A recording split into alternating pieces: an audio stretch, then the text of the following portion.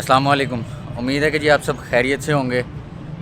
आज की वीडियो जो है वो होने वाली है जी मेरे मनपसंद कैमरे जो कि है जी गोप्रो के ऊपर। और ये कैमरा वाकई मेरे दिल के करीब भी है क्योंकि इससे मैं एक्शन वगैरह शूट करता हूँ। अगर मैंने व्लॉगिंग करनी है, moto vlogging, POV shots, car के ऊपर माउंट करना है, माउंटेंस के ऊपर इसको यूज़ किया हाइकिंग के दौरान, और तमाम तर जो एक्शन एक्टिविटीज़ हैं स्नो वगैरह में भी यूज़ किया, तमाम तर वेदर कंडीशंस में। सो मेरा ये इसलिए फेवरेट कैमरा है। और इस 1.5 साल के एक्सपीरियंस में मैंने कुछ चीज़ें सीखी हैं और वो मैं इस वीडियो में आपके साथ करने लगा हूँ जी शेयर। इस टाइप की डिटेल की वीडियो ऑलरेडी मैं यूट्यूब पे क्रिएट कर चुका हूँ, तो मुझे वो तमाम डिटेल्स दोबारा बताने की ज़रूरत नहीं है, वो आप वीडियो चेक कर सकते हैं। इस वीडियो में मैं आपको इसके जो मसले आते हैं वो मैं बताऊँगा कि वो क्यों आते हैं और उनका हल क्या है। तो मैंने जब फ़र्स्ट टाइम गोप्रो से वीडियो बनाई थी तकरीबन 1.5-2 साल पहले अंदरून लाहौर की, तो मुझे तब ही आइडिया हो गया था कि इसकी जो इनबिल्ट इन ऑडियो है वो किसी काम की नहीं है। तो आज मौजूद हूँ पाकिस्तान के दूसरे बड़े शहर लाहौर में, तो आज हम इसको एक्सप्लोर करेंगे। अभी मैं करंटली हूँ शाहदरा के एरिया।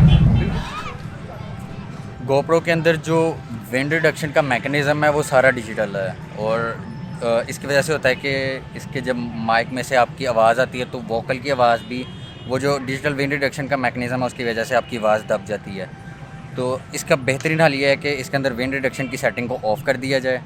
फिर ऑफ़ करने का एक और नुकसान ये है कि आपकी जो आप किसी ऐसी जगह पे गए हैं जहाँ पे तेज़ हवा है, लेट्स सपोज बाबूसर टॉप चले गए हैं, खुंजराब पास चले गए हैं, तो ऐसी जगह पे फिर ये होगा कि आपकी आवाज़ फटेगी। आपने फिर डिजिटल विंड रिडक्शन जब ऑफ़ कर दिया तो फिर आपने इस तरह की कोई विंड मफ, विंड शील्ड या विंड फॉर्म आपने लगा देना है। इससे ये होगा कि आपकी जो तेज़ हवा में जब आप ऐसे कोई व्लॉगिंग कर रहे होंगे, ऐसा कोई एक्शन कर रहे होंगे, तो ऐसा फिर कोई आपको इशू नहीं आएगा। इनबिल्ट इन डिजिटल विंड रिडक्शन को ऑफ़ करने के लिए आपने सेटिंग्स में जाना है और स्क्रॉल डाउन करने के बाद आपको विंड का एक ऑप्शन नज़र आएगा। ये ऑटो पे सेट होता है, इसको आपने टॉप पे ले जाके इसको ऑफ़ कर देना। तो भी मैंने इसके ऊपर ये विंड प्रोटेक्शन फॉर्म लगा लिया हुआ है, और इत्तफाकन आज हवा भी यहाँ पे चल रही है, और इसका साइड बाय साइड कंपैरिजन करेंगे।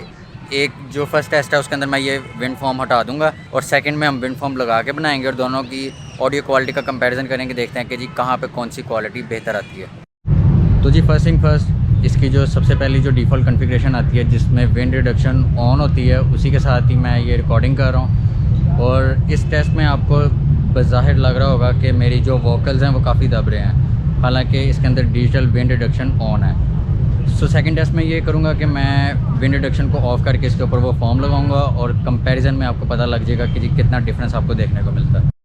अब सेम उसी तरह इस सेम लोकेशन पे मैंने इसके ऊपर वो जो विंड शील्ड थी, फिर वो जो फॉर्म टाइप का था वो मैंने लगा लिया है। और अब ऑडियो क्वालिटी में शायद आपको कुछ डिफरेंस पता लग रहा हो, और शायद ही मेरी जो ऑडियो क्वालिटी कुछ बेहतर हो गई हो। और बेसिकली ये था कि हमने डिजिटल जो इसकी विंड रिडक्शन थी उसको बाईपास करना था, और एक फ़िज़िकल जो फॉर्म आता है, अक्सर हम माइक वगैरह यूज़ करते हैं, उनके ऊपर भी एक छोटा सा फॉर्म लगा होता है, और जिसे हम विंड मफ कहते हैं, डेड कैट कहते हैं। इस तरह की जो चीज़ होती हैं वो जो विंड के अंदर माइक में आवाज़ आती है उसको रिड्यूस करने में हेल्प देती है। तो डिजिटल तरीके से किया हुआ डी नॉइसिंग या विंड नॉइस रिडक्शन वो आपकी वोकल्स को भी ख़राब कर देता है। तो मैं ये प्रेफर करूँगा कि आप इस तरह का ये फॉर्म वगैरह है उसको परचेज़ करें और अपने गोप्रो के साथ यूज़ करें, ताकि आपकी क्रिस्प किस्म की ऑडियो यहाँ से निकल सके। और जो इसका दूसरा मेजर ड्रॉबैक ये है कि ये लो लाइट में अच्छा परफॉर्म नहीं करता है, क्योंकि इसका सेंसर काफ़ी ज़्यादा छोटा है। अगर आप लो लाइट पे वीडियोस बनाते हैं तो नाइट वगैरह में या शाम में जहाँ पे लाइट काफ़ी कम होती है तो आपको उसमें काफ़ी ज़्यादा ग्रेन्स देखने को मिलती है। और उसका भी सलूशन ये है कि, लेकिन उसके लिए ये है कि रात का होना ज़रूरी है, ताकि मैं वो सेटिंग्स आपको एक्सपेरिमेंट करके दिखा सकूँ। सो बिफोर गोइंग आउटसाइड कुछ लो लाइट सेटिंग्स यहाँ पे बनाएंगे। रेजोल्यूशंस के मेन्यू में जब आप बॉटम पे जाएंगे, यहाँ पे आप अपनी कस्टम सेटिंग्स बना सकते हैं प्लस के आइकन पे प्रेस करके, और मोड में हमने वीडियो सेलेक्ट किया है। रेजोल्यूशन हम सेट करेंगे जिसकी 4K, और FPS 60 की बजाय हम 30 रखेंगे। 24 भी रख सकते हैं लेकिन 30 ज़्यादा बेहतर है। उसके बाद हम जो सेटिंग सेलेक्ट करेंगे वो जी लेंस की सेटिंग, और हम जब लीनियर प्लस होराइजन लेवलिंग करेंगे तो कुछ ज़्यादा नैरो हो जाएगा। लीनियर मेरे लिहाज से सबसे बेस्ट है व्लॉगिंग के सिनेरियो में। सुपर व्यू में ये होता है कि बहुत ज़्यादा डिस्टॉर्शन आ जाती है, एजेस बेंड हो रहे होते हैं, तो लीनियर बेस्ट सोल्यूशन है इस सिनेरियो में। और स्टेबलाइजेशन को लेके जो है वो हम मिनिमम रखेंगे, ताकि ना ज़्यादा अनस्टेबल वीडियो। 10% क्रॉप के साथ ऑन किया मैंने इसको। और प्रो ट्यून में हम बिट रेट को स्टैंडर्ड की बजाय रखेंगे हाई, ताकि हमें मैक्सिमम हाई क्वालिटी मिल सके। और shutter speed double two frame पर सेकंड रखेंगे, 1/60 रखेंगे क्योंकि हमारे फ्रेम पर सेकंड है 30। और उसके बाद हम वाइट बैलेंस को सेट करेंगे। बाय डिफ़ॉल्ट या ऑटो पे होता है। अब जितना लोएस्ट नंबर होगा उतनी ज़्यादा ब्लूइश और जितना ज़्यादा हाई नंबर होगा उतनी ज़्यादा येलोइश शेड आएगी। टेम्परेचर वाइज ये सेट होता है और आप 4000 से लेकर 4500 के दरमियान सेट कर सकते हैं। जो ISO मैक्सिमम है उसका भी यही है कि जितना मिनिमम नंबर उतनी ज़्यादा डार्क इमेज, जितना ब्राइट उतनी ज़्यादा ब्राइट इमेज। ज़्यादा भी नहीं करना कि ग्रेन्स ना आए, 1600 सफिशेंट होता है। तो 1600 मैंने यहाँ पे सेट कर दिया हुआ है। उसके बाद हम जाएंगे अब शार्पनेस पे। शार्पनेस बाय डिफ़ॉल्ट हाई होती है, हमने इसको बिल्कुल लो कर देना है।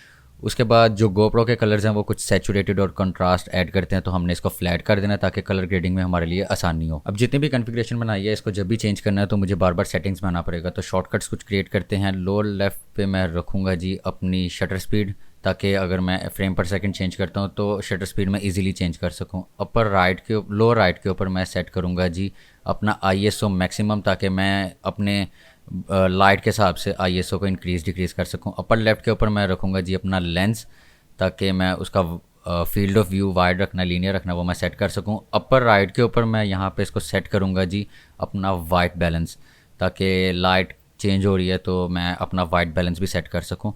तो इस सेटिंग को मैं नाम दे रहा हूँ जी कस्टम, और कस्टम सेटिंग को मैंने सेव कर दिया। कस्टम सेटिंग के अंदर अब मैं ISO वगैरह को चेंज कर सकता हूँ अपने लाइट के अकॉर्डिंग, और उसके बाद ये बिल्कुल मेरे अब थंब पे आ चुका हुआ है।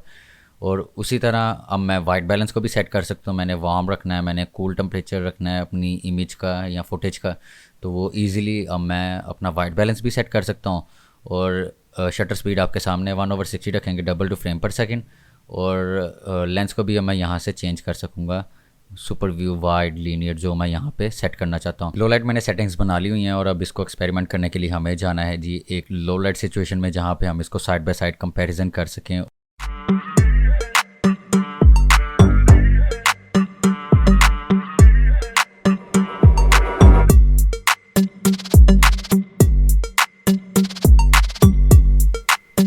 तो अभी मैं कर रहा हूँ जी कुछ साइड बाय साइड कंपैरिजन। एक साइड पे जी ऑटो सेटिंग्स और राइट साइड पे जी मैनुअल सेटिंग, जो भी हमने कुछ देर पहले बनाई है। 800 ISO मैंने रखा है और एक्सटर्नल लाइट मैंने यूज़ किया। एक्सटर्नल लाइट ने ये किया कि जो उसकी पिंक सी शेड है वो आ रही थी, और GoPro के कलर्स ने उसको कुछ वैसा ही रहने दिया। और मैनुअल सेटिंग्स में मेरे पास ऑप्शन था, मैं उसके कलर सेट कर सकता था।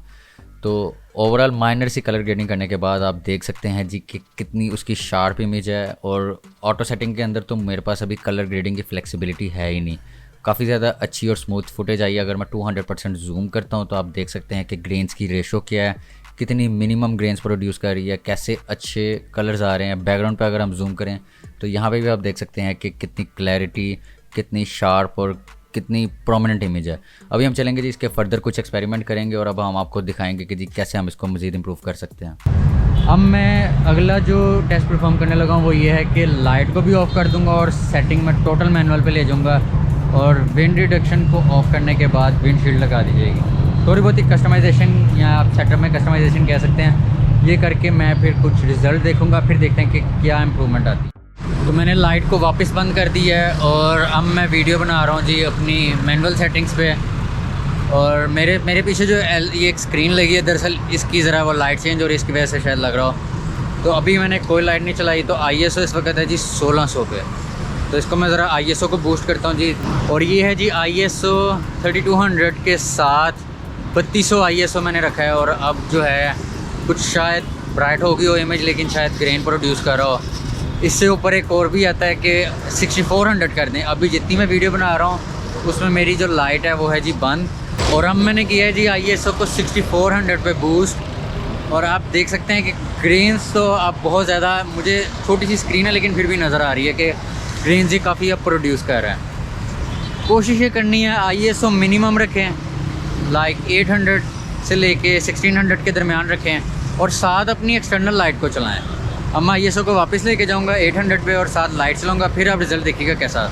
और मैनुअल सेटिंग्स के साथ एक्स्ट्रा लाइट हो जाए तो मैं कहता हूँ कि कमाल किस्म का जो रिज़ल्ट आ रहा है ना, लेवल है। पीछे आप मेरे ट्रैफिक की लाइट्स देख सकते हैं, लिबर्टी राउंड अबाउट की रोशनियाँ देख सकते हैं, और मुना, लिबर्टी, ये सब कुछ है।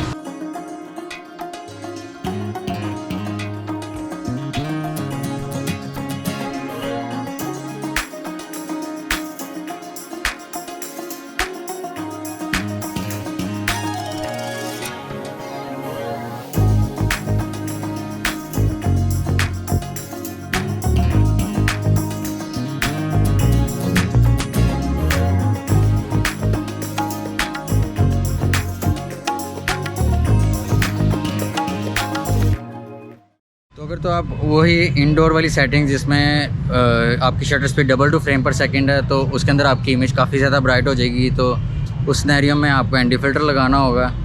अभी मैं लगाता हूँ जी एंटी फ़िल्टर। और एंटी फ़िल्टर आप समझ लें कि जैसा कि इंसानों के सन ग्लासेस होते हैं उसी तरह का होता है। तो फ्लैट कलर प्रोफाइल है और गोप्रो के कलर्स नहीं है, क्योंकि गोप्रो के कलर्स में काफ़ी ज़्यादा सैचुरेशन होती है, कंट्रास्ट होता है। तो इस वजह से फ़्लैट कलर्स को फिर बाद में कलर ग्रेड वगैरह करना आसान है। मैंने इसके ऊपर लगाया जी वेरिएबल एंटी फ़िल्टर, जो कि एडजस्ट करने में काफ़ी इजी है। तो लो लाइट सेटिंग्स को आप डे लाइट में भी यूज़ कर सकते हैं, बस ये है कि साथ आपको फिर एंटी फ़िल्टर लगाना होगा। क्योंकि हर कंटेंट क्रिएटर वो ट्रैवल व्लॉग्स जब क्रिएट करते हैं, कोई भी एक्शन एक्टिविटी करते हैं, तो गोप्रो एक ऐसी एक डिवाइस है जिसकी मदद से आप अपना एक्शन बहुत अच्छे तरीके से रिकॉर्ड कर सकते हैं। लेकिन उसके लिए ये है कि आपको कुछ कॉन्फ़िगरेशन वगैरह करनी पड़ती है। तो मैंने अपने इस 1.5 से 2 साल के इस व्लॉगिंग एक्सपीरियंस से जो मैंने सीखा, भरपूर कोशिश की कि आपके साथ इस वीडियो में मैं शेयर कर सकूं। उम्मीद है कि जी इस वीडियो में आपको गोप्रो की एक अच्छी कॉन्फ़िगरेशन मिल सकी हो, जिससे आपकी ऑडियो और वीडियो क्वालिटी में इम्प्रूवमेंट आ सकती है। वीडियो इन्फॉर्मेटिव लगी है, ऐसी वीडियोस मज़ीद देखना चाहते हैं तो चैनल को सब्सक्राइब करें, वीडियो को लाइक करें, बेल आइकन को ज़रूर प्रेस करें, ताकि इस तरह की मज़ीद वीडियोस आपको देखने को मिल सके। मैं खुद ज़्यादातर अपना जो मोटो व्लॉग का कंटेंट होता है गोप्रो से ही रिकॉर्ड करता हूँ। इंशाल्लाह इस वीकेंड पे राइड भी करनी है एक, तो उसका एक्सपीरियंस भी आपके साथ शेयर करूँगा। मुझे दें जी तब तक के लिए इजाज़त। अल्लाह हाफ़िज़।